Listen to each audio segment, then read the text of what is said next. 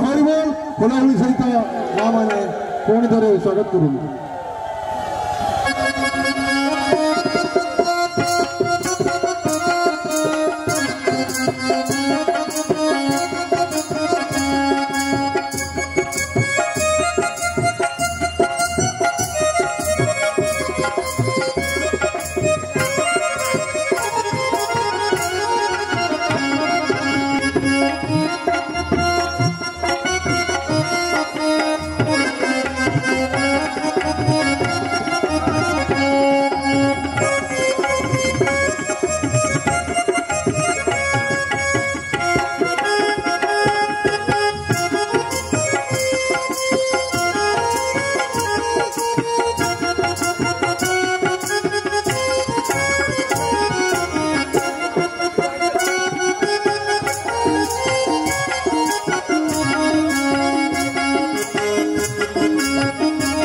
कृष्ण चैतन्य प्रभु नित्यानंद श्री अद्वैत गदाधर श्रीवासादि गौरभक्त वृंद। ओम श्री गुरु। सर्वप्रथमे आज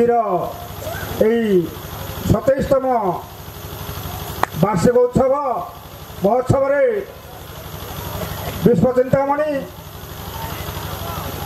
विश्व सम्राट श्री श्री लक्ष्मी सिंहर पदारविंदे कोटि प्रणाम। आई मठर मठाधीश मम सद्गुरुदेव दासरथी पाठींकर चरण में कोटि प्रणाम।